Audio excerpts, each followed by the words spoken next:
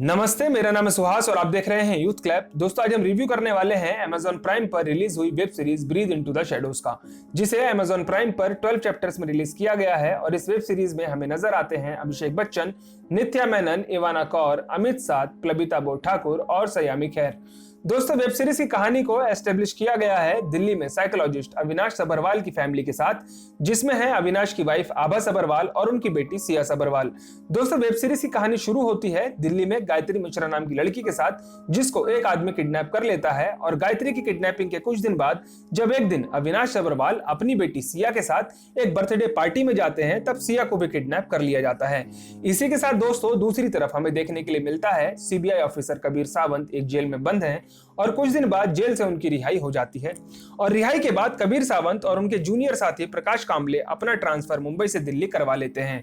दोस्तों, web series की कहानी में टर्निंग पॉइंट तब आता है जब अविनाश की बेटी सिया की किडनैपिंग के बाद किडनैपर अविनाश और अविनाश की वाइफ आभा से सिया को छोड़ने के बदले कुछ लोगों के मर्डर्स करने के लिए कहता है। और न चाहते हुए भी अविनाश को किडनैपर की बात माननी पड़ती है और फिर शुरू होता है दोस्तों शहर में मर्डर्स का सिलसिला, जिसकी जांच का जिम्मा सौंपा जाता है कबीर सावंत को। क्या सीबीआई ऑफिसर कबीर शहर में होने वाले मर्डर्स को रोक पाते हैं या नहीं? सीबीआई ऑफिसर कबीर सिया के केस को सुलझा पाते हैं या नहीं? दोस्तों, इसके अलावा सिया सभरवाल और गायत्री मिश्रा का किडनैपिंग कनेक्शन कैसे सिया और गायत्री को आपस में जोड़ देता है, ये सब जानने के लिए देखनी होगी आपको ये वेब सीरीज। दोस्तों, वेब सीरीज की कहानी, कॉन्सेप्ट और स्क्रीन प्ले की अगर बात की जाए तो इस वेब सीरीज में जिस तरह सभी कैरेक्टर्स को एस्टेब्लिश किया गया है वो तारीफ के काबिल है। इसके अलावा दोस्तों, वेब सीरीज की कहानी की भी तारीफ कुछ जगहों पर की जा सकती है, जिसे लिखा है मयंक शर्मा और विक्रम ने।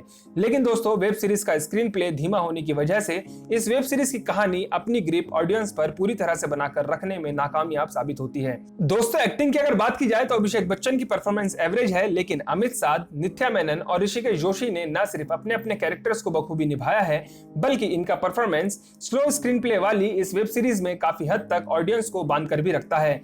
इनके अलावा सयामी खैर और रेशम श्रीवर्धन की परफॉर्मेंस ने एवरेज स्क्रीन टाइम में भी काफी हद तक वेब सीरीज को संभालने का काम किया है। इसके अलावा दोस्तों, अगर आप देखना चाहते हैं कि एक बच्चे की पास्ट लाइफ में घटने वाली कुछ छोटी बड़ी घटनाएं एक बच्चे के बड़ा होने पर कैसे उसको एक क्रिमिनल बना देती हैं और कैसे रावण के 10 सिर इस क्रिमिनल के लिए क्राइम करने की मोटिवेशन बनते हैं और शहर में होने वाले मर्डर्स का कारण भी बनते हैं, तो इसके लिए आप ये वेब सीरीज देख सकते हैं। बाकी अगर आप देखना चाहते हैं कि आउट ऑफ रूल्स जाकर एक सीबीआई ऑफिसर कैसे अपनी ड्यूटी पूरी करता है और केस को सॉल्व करने के लिए अपनी जान की भी बाजी लगाने से नहीं चूकता, तो आप इस वेब सीरीज को देख सकते हैं। इसके अलावा दोस्तों, इस वेब सीरीज में एक क्रिमिनल और सीबीआई ऑफिसर के साथ साथ अगर आप देखना चाहते हैं कि किस तरह एक मां अपनी बच्ची को बचाने के लिए किसी भी हद तक जाने के लिए तैयार रहती है, तो आप ये सब जानने और देखने के लिए भी इस वेब सीरीज को देख सकते हैं।